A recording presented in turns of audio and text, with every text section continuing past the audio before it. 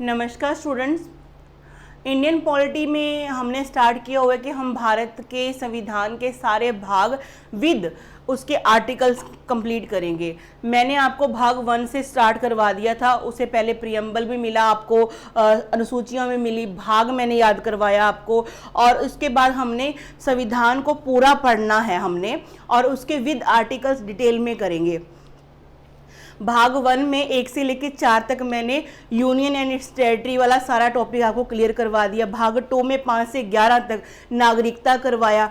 भाग 3 में आपके जो मौलिक राइट्स हैं, मूल आपके राइट्स हैं, फंडामेंटल राइट्स हैं, वो सारे के सारे 12 से लेकर 35 तक क्लियर करवा दिए। भाग 4 मैंने आपका कराया राज्य के नीति निदेशक तत्व, जिसमें 36 से लेकर 51 तक सारे आर्टिकल क्लियर करवा दिए। फिर भाग 4A मैंने आपको करवाया, जिसमें आपका क्या था, मौलिक कर्तव्य, जो 51A आर्टिकल दे रखा उसमें दिया।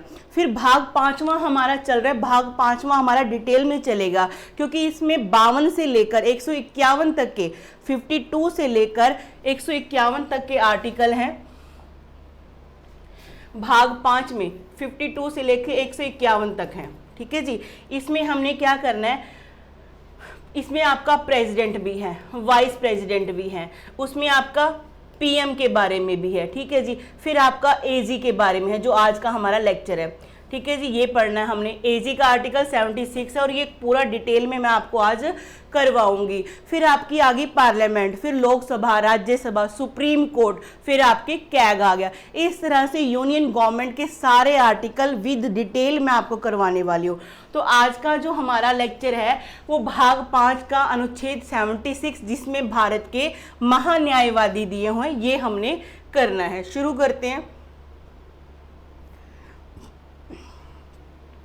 हाँ जी, कहते हैं संविधान के भाग 5 में अनुच्छेद 76 के अंतर्गत भारत में महान्यायवादी के पद का सृजन किया गया है। मतलब भारत में एक महान्यायवादी होगा। ये कहाँ पे लिखा हुआ है, भाग 5वें में, और उसका आर्टिकल कौन सा, 76 के आगे सब पार्ट 4 में डिवाइडेड है, वो भी मैं डिटेल में करवाऊंगी आपको। महान्यायवादी भारत सरकार का सर्वोच्च विधि अधिकारी, लॉ ऑफिसर होता है। जैसे हम अपने कामकाज के लिए हमारा कोई पर्सनल जैसे वकील होता है किसी कानूनी सहायता के लिए, वैसे ही कानूनी सहायता के लिए केंद्र सरकार का ये होता है वकील, इसे लॉ ऑफिसर बोलते हैं। यह भारत सरकार को विधिक मामलों पर सलाह देता है। ठीक है जी। महान्यायवादी की नियुक्ति संघीय मंत्री परिषद की सलाह के द्वारा राष्ट्रपति द्वारा की जाती है। आपको हमेशा क्वेश्चन ऐसे देखने को मिलेंगे, भी अटॉर्नी जनरल की बताओ नियुक्ति कौन करता है, आप बोलोगे जी राष्ट्रपति, लेकिन किसकी सलाह पर, ये याद रखना, मंत्री परिषद। जो मैंने कल का वीडियो लेक्चर कराया उसमें ये आपको मंत्री परिषद क्या होता है डिटेल में मैं आपको समझा चुकी हूँ। इसका कारण क्या आप समझ लो, क्योंकि जब मंत्री परिषद भंग हो जाएगी या त्याग पत्र दे देगी तो महान्यायवादी को भी त्याग पत्र देना पड़ता है, इसलिए समझा रही हूं ये बात को। सिर्फ यहां तक फिक्स मत रहना कि इसकी नियुक्ति राष्ट्रपति द्वारा की जाती। भाई एक बात कान खोल के ये भी सुन लो, किसकी सलाह पे, संघीय मंत्री परिषद की सलाह पर। जब संघीय मंत्री परिषद त्याग पत्र दे देगा, भंग हो जाएगा, तो इसे भी त्याग पत्र देना पड़ता है। किसको, महान्यायवादी को। ठीक है जी, आगे बढ़ते हैं। आगे हैं आर्टिकल 76 भारत के महान्यायवादी से संबंधित है। इसके आगे सब पार्ट 4 में डिवाइडेड है। ये 76(1), 76(2), 76(3), 76(4 ऐसे करके दिया हुआ है। तो आपको ये डिटेल जाननी जरूरी है। सिर्फ 76 को याद मत करना कि हाँ अटॉर्नी जनरल, नहीं भाई, उसके आगे भी देखो। 1 में क्या लिखा है कि राष्ट्रपति भारत की महान्यायवादी के रूप में सर्वोच्च न्यायालय के न्यायाधीश नियुक्त होने के योग्य व्यक्ति की नियुक्ति करेंगे। पहले में लिखा है कि राष्ट्रपति है ना, जो ऐसे व्यक्ति को अटॉर्नी जनरल नियुक्त करेंगी जिसकी क्या योग्यता होनी चाहिए, सुप्रीम कोर्ट का जज बनने की योग्यता होनी चाहिए उसके अंदर। ऐसा व्यक्ति को भारत के राष्ट्रपति मंत्री परिषद की सलाह पर क्या बनाएंगे, अटॉर्नी जनरल बनाएंगे। इस चीज को ध्यान में रखना है। आगे है आर्टिकल 76(2) क्या कहता है, सुनो ध्यान से। यह महान्यायवादी का कर्तव्य होगा कि वह ऐसे कानूनी मामलों पर भारत सरकार को सलाह दे और कानूनी चरित्र के ऐसे अन्य कर्तव्यों को पालन करे जो समय समय पर उसे सौंपे या सौंपे जा सकते हैं। राष्ट्रपति और इस संविधान या इस समय लागू किसी अन्य कानून के द्वारा या उसके तहत उसे प्रदत्त कार्यों का निर्वहन करना है। सीधी सीधी बात है, अटॉर्नी जनरल को उसके कामों के प्रति जो कर्तव्य हैं, इसकी डिटेल कहाँ पे लिखी है, क्या बताओगे? 76(2) में दिया हुआ है ये बात, कर्तव्यों का पालन करना है उसने। 76(1) में क्या दिया है कि ऐसा व्यक्ति जो क्या है सुप्रीम कोर्ट के जज बनने की योग्यता रखता है, उस व्यक्ति को संघीय मंत्री परिषद की सिफारिश पे राष्ट्रपति नियुक्त करेगा। ठीक है जी, एक एक आर्टिकल खोल के याद करना है। 76(3) क्या बोलता है, सुनो ध्यान से। अपने कर्तव्यों के प्रदर्शन में महान्यायवादी को भारत के क्षेत्र में सभी अदालतों में सुनवाई का अधिकार होगा। यह अधिकार दिया गया इस आर्टिकल में 76(3) में दिया है कि वो कोई भी अदालत है, supreme court, high court, district court, तीनों में, सारी अदालतों में यानी जाकर क्या कर सकता है, केंद्र सरकार की पैरवी कर सकता है। ये अधिकार कहाँ लिखा है? 76(3) में लिखा हुआ है। आगे देखते हैं 76(4) क्या बोलता है। कहते महान्यायवादी अटॉर्नी जनरल राष्ट्रपति के प्रसाद पर्यंत पद धारण करेगा और उसे ऐसा प्राशार्मिक प्राप्त होगा जो राष्ट्रपति सरकारी कामकाज के संचालन के लिए निर्धारित कर सकता है। सुनो ध्यान से। 4 क्या कहता है कि मतलब कि जो उसका जो टेन्योर होगा कि महान्यायवादी कितने टाइम तक रहेगा, जब तक उसको राष्ट्रपति का प्रसाद प्राप्त है। प्रसाद मतलब प्लेजर, राष्ट्रपति की इच्छा अनुसार, ये ऑप्शन ऐसी आती होती हैं, तब तक वो उस कार्यकाल को निभा सकता है जब तक राष्ट्रपति की मर्जी है। ठीक है जी। और उसको जो सैलरी है, प्राशार्मिक है, वेतन है, कुछ भी कह लो, ठीक है, ये कौन निर्धारित करेगा? राष्ट्रपति करेगा, क्योंकि फिक्स कहीं पे लिखा नहीं हुआ इसके बारे में। ये लिखा है कि राष्ट्रपति उसको देगा, मतलब कि उसका निर्धारित करेगा, सॉरी। और इसको जो सैलरी मिलती है वो कहाँ से मिलती है, ये क्वेश्चन भी बड़ी बार आता है। प्रधानमंत्री कोष से, प्रधानमंत्री के फंड से, कोष से, उसमें से मिलेगा, भारत की संचित निधि से नहीं मिलेगा, जो मैंने आपको उपराष्ट्रपति के समय पे करवाया था। ठीक है जी, इस बात का ध्यान में रखना। और कितनी होगी ये भी डिसाइड कौन करेगा? आपके राष्ट्रपति डिसाइड करेंगे। आगे बढ़े। हाँ जी, भारत में 3 अधिकारियों को विधि अधिकारी माना गया। सुनो ध्यान से। तीन अधिकारी कैसे? जैसे मान लो एक तो महान्यायवादी खुद एक है, लॉ ऑफिसर सबसे बड़ा, ठीक है जी, उसकी सहायता के लिए एक और सॉलिसिटर जनरल बनाया जाता है और उसकी सहायता के लिए भी एक और बनाया जाता है, एडिशनल सॉलिसिटर जनरल। अब ध्यान से सुनने वाली बात है, ध्यान से सुनो। अटॉर्नी जनरल की डिफाइन किया गया संविधान में, किया लिखा है 76 के अंदर लिख कर गए हैं, लेकिन solicitor general of India, additional solicitor general of India, इसके बारे में नहीं लिखा। ये क्या है? वैधानिक पद है, अपनी सहूलियत के लिए बनाया गया है, वैधानिक पद है ये, समझ गए? संवैधानिक नहीं है। वैधानिक का मतलब है कि अपनी जरूरत के हिसाब से क्या है, क्रिएट की गई डेजिग्नेशन है, इसके बारे में संविधान में नहीं लिखा हुआ। आपको क्वेश्चन ऑप्शन ऐसे देंगे, ऐसे क्वेश्चन आएंगे। ठीक है जी। नोट करने वाली बात क्या है कि महान्यायवादी का पद संविधान निर्मित है, संविधान में लिखा है तो संवैधानिक है। दूसरे शब्दों में अनुच्छेद 76 में महाधिवक्ता एवं अपर महाधिवक्ता का उल्लेख नहीं है। इन दोनों का मतलब कि नीचे वालों का उल्लेख नहीं है, सिर्फ किसका है? अटॉर्नी जनरल का है। आगे बढ़ते हैं। ठीक है जी। अटॉर्नी जनरल बनना है किसी को, मतलब बनाना है, तो क्या योग्यता होनी चाहिए उसके अंदर, ये देख लेते हैं। कहते महान्यायवादी अटॉर्नी जनरल की नियुक्ति राष्ट्रपति द्वारा होती है जी। अब एक माइंड में सेटअप और कर लो, संघीय मंत्री परिषद की सलाह पर होती है। ठीक है जी। महान्यायवादी नियुक्त होने के लिए उन योग्यताओं का होना आवश्यक है जो उच्चतम यानी कि सुप्रीम कोर्ट के सुप्रीम कोर्ट का न्यायाधीश नियुक्त होने के लिए आवश्यक होती है। उसके लिए आवश्यक है कि वह भारत का नागरिक हो, ये तो पता ही सबको, क्या हो, भारत का नागरिक हो। उसे उच्च न्यायालय के न्यायाधीश के स्वरूप में काम करने का 5 वर्षों का अनुभव होना चाहिए। सुनो, सुप्रीम कोर्ट में 5 वर्ष, 5 ईयर तक क्या हो, वकील का अनुभव हो, ठीक है जी। या किसी हाई कोर्ट में 10 वर्षों का अनुभव हो, 10 वर्षों का अनुभव होना चाहिए। या राष्ट्रपति के मतानुसार वह न्यायिक मामलों का योग्य व्यक्ति होना चाहिए। और एक प्लस एडिशन क्या कर लो, राष्ट्रपति की निगाह में उसे न्यायिक योग्यता उसकी प्रदर्शित होनी चाहिए, राष्ट्रपति की निगाह में कानून का अच्छा जानकार होना चाहिए। ऐसे व्यक्ति को क्या बनाएंगे, अटॉर्नी जनरल बनाएंगे। किसकी सलाह पे, संघीय मंत्री परिषद की सलाह पर। किसके द्वारा, राष्ट्रपति के द्वारा। टेन्योर कितना है, डिसाइडेड नहीं है, राष्ट्रपति की इच्छा अनुसार है। जब तक राष्ट्रपति इसको प्रसाद दे रहे हैं, ठीक है, वो ले रहा है, इस चीज का आपने ध्यान में रखना। और सैलरी कहाँ से मिलती है, प्रधानमंत्री फंड से मिलती है इसको, ना कि भारत की संचित निधि से नहीं मिलती, इस चीज का ध्यान में रखना, वो उपराष्ट्रपति को मिलती है। आगे बढ़ते हैं। कार्यकाल, कहते महान्यायवादी के कार्यकाल को संविधान द्वारा निश्चित नहीं किया। मैंने आपको बता ही दिया, कार्यकाल निश्चित नहीं किया, डिटेल में समझ लो। कहते इसके अलावा संविधान में उसे उसके पद से हटाने को लेकर भी कोई व्यवस्था नहीं है।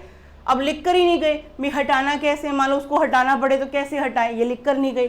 सुनो ध्यान से, अनुच्छेद 76(4) के अनुसार महान्यायवादी राष्ट्रपति के प्रसाद पर्यंत, ठीक है जी, रह पाएगा। इसका तात्पर्य है कि उसे राष्ट्रपति द्वारा किसी भी समय हटाया जा सकता है। जब प्रसाद मिलना बंद हो गया तो उसको हटाया जा सकता है। मजाक की बात है, याद करवा रही हूँ। यह पूर्ण कालिका 5 वर्षों के लिए नहीं होता। कई बार हमें ऑप्शन में एग्जाम में दे देंगे कि अटॉर्नी जनरल का कार्यकाल होता है 6 वर्ष, 5 वर्ष, ठीक है जी, राष्ट्रपति के प्रसाद पर्यंत, ठीक है जी, या फिर दे देंगे इनमें से कोई नहीं। तो आपने टिक क्या लगानी है, सी ऑप्शन लगानी है कि राष्ट्रपति के प्रसाद पर्यंत तक ये अपनी सीट पे रहेगा। आगे देखते हैं, वह राष्ट्रपति को कभी भी अपना त्याग पत्र सौंपकर पद मुक्त हो सकता है, मतलब कभी भी अपना रिजाइन दे सकता है। परंपरा यह है कि जब सरकार मंत्री परिषद त्याग पत्र दे दे या उसे बदल दिया जाए तो उसे त्याग पत्र देना होता है, ये भी ध्यान रख लो। क्यों, ऐसा क्यों भाई, क्योंकि मंत्री परिषद ने तो सलाह देके इसको बनवाया था। अब मंत्री परिषद हटेगी, त्याग पत्र देगी, तो इसे भी त्याग पत्र देना पड़ेगा, क्योंकि उसकी नियुक्ति सरकार की सिफारिश से ही होती है, मंत्री परिषद की सिफारिश से ही होती है। संविधान में महान्यायवादी का पारिश्रमिक यानी कि वेतन तय नहीं किया, उसे राष्ट्रपति द्वारा निर्धारित पारिश्रमिक दिया जाता है। लगभग 2.5 लाख मिलते हैं इसको, और या फिर इसको उसके केसेस के अनुसार मिलता है। वह अपने कार्यकाल के दौरान ऐसा पारिश्रमिक प्राप्त करता है जो उसके लिए राष्ट्रपति निर्धारित करेगा, ठीक है जी। उन्हें वेतन संचित निधि से नहीं, ये बात मैं याद करवाने की कोशिश कर रही हूँ, संचित निधि से नहीं बल्कि प्रधानमंत्री कोष से दिया जाता है। इस बात को कर लो अंडरलाइन अपने दिमाग में, ठीक है जी, कि इसको सैलरी कहाँ से मिलेगी, प्रधानमंत्री कोष से मिलेगी, इस बात को ध्यान में रखना है। आगे बढ़ते हैं।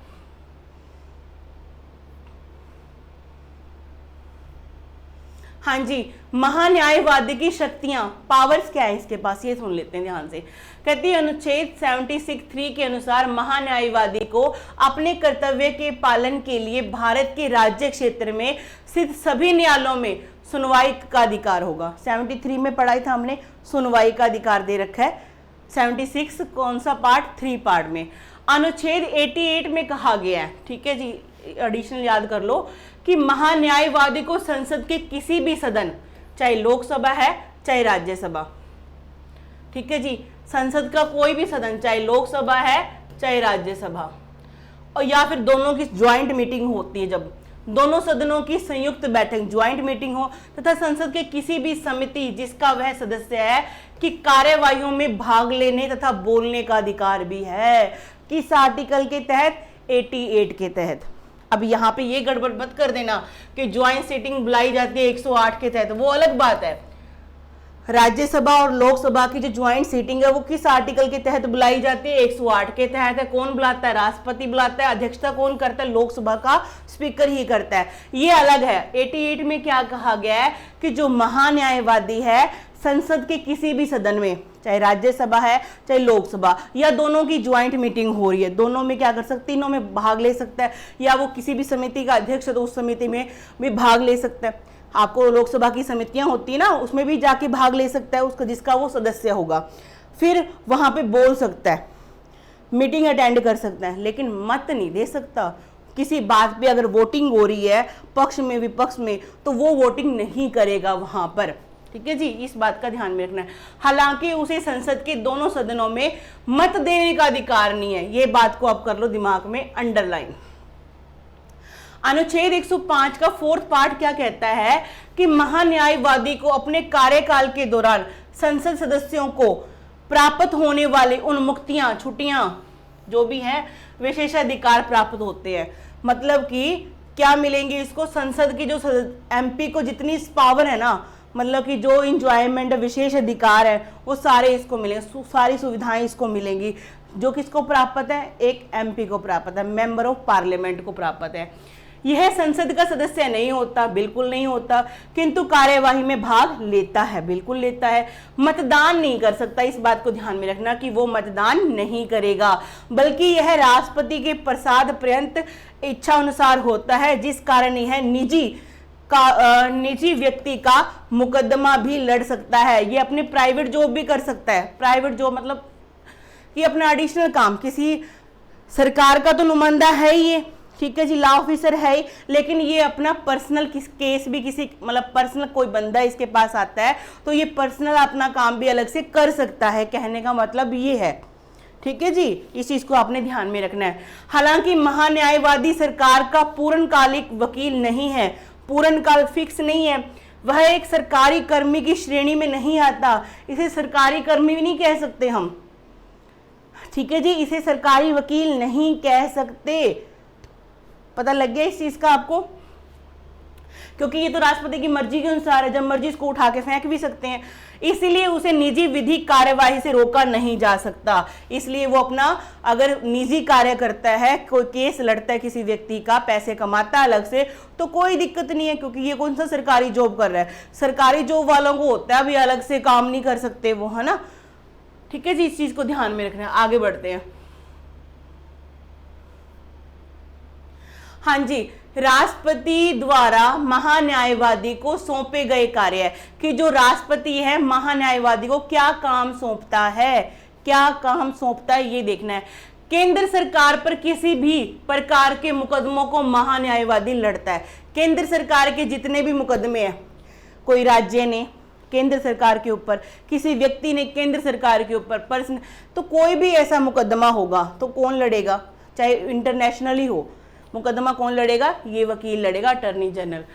भारत सरकार से संबंधित मामलों को लेकर उच्चतम न्यायालय में भारत सरकार की ओर से पेश होना, ये क्या होता है? पेशी भी लगाता है अपनी भारत सरकार की तरफ से।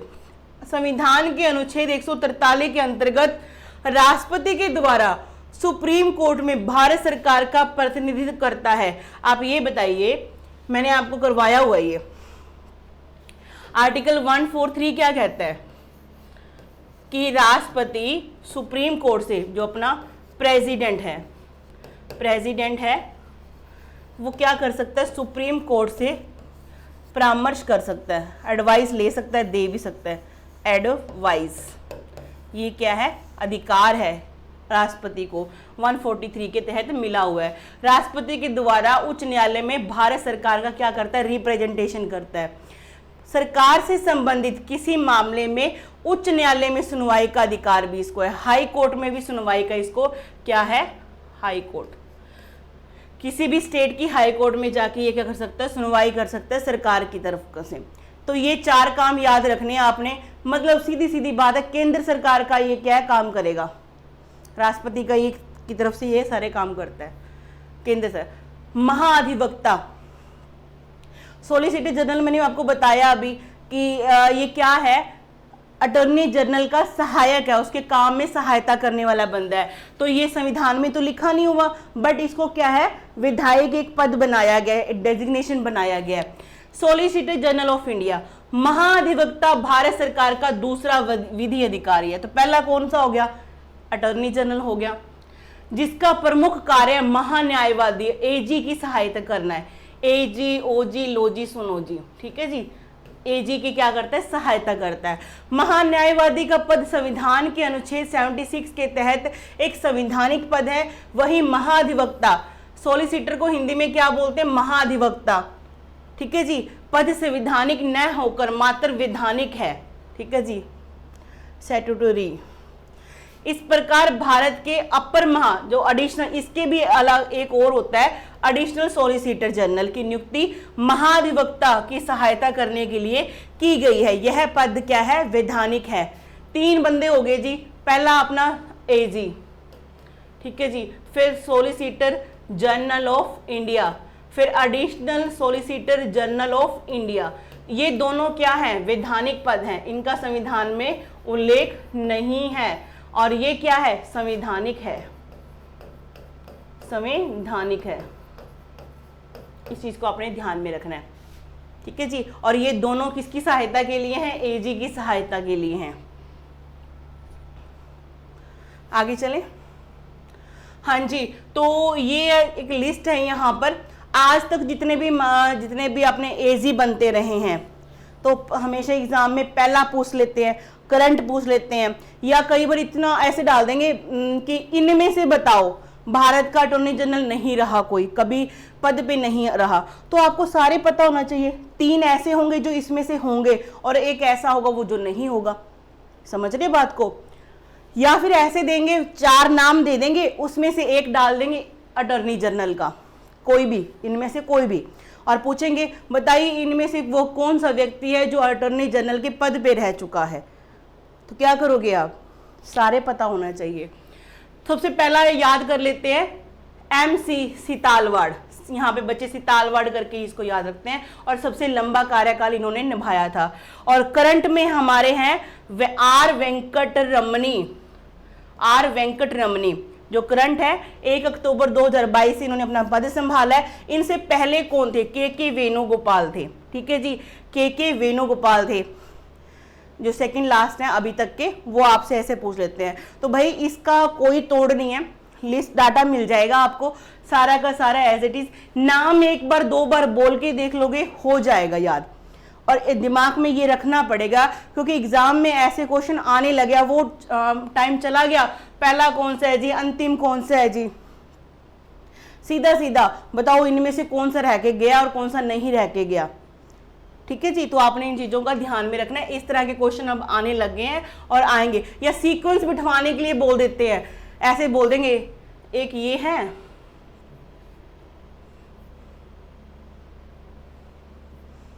सीक्वेंस बिठाने के लिए कैसे बोलते हैं, कोई नाम दे देंगे, एक नाम ए ऑप्शन पे ये दे दिया, बी ऑप्शन पे ये दे दिया, सी पे ये दे दिया, ठीक है जी, डी पे ये दे दिया। बोलोगे बताओ क्रम में बिठाओ, क्रम में तो तभी बिठा सकते हैं जब आपको आते होंगे। कोई हल नहीं है जी, तोड़ नहीं है, करना पड़ेगा, जैसे मर्जी याद करो, करो जरूर, ट्रिक बनाओ, कुछ करो, मुझे इससे मतलब नहीं, लेकिन एग्जाम में क्वेश्चन क्लियर करके आना। हाँ जी, तो अब तक कितने अटॉर्नी जनरल बन चुके हैं, 16वां, ये 16वें है, ठीक है जी, 16वें नंबर के है। ये पिक्चर है करंट वाले की, आर वेंकट रमनी, 1 अक्टूबर 2022 से इन्होंने क्या किया है, इस पद को ग्रहण किया है। आगे बढ़े। हाँ जी, भारत के सॉलिसिटर जनरल, ठीक है जी, पहले कौन से थे, चंद्र किशन, ठीक है जी, दफ्तरी, और इनका ये जवाहरलाल नेहरू के समय पे बने थे, और 23 बन चुके हैं अभी तक। जो करंट में तुषार मेहता जी, ये उनकी पिक्चर है तुषार मेहता जी की, और इनसे जस्ट पहले रंजीत कुमार थे जी, ठीक है जी, याद रख लेना इस चीज को, ठीक है जी। आज के लिए बस इतना ही, धन्यवाद, मिलते हैं नेक्स्ट वीडियो में।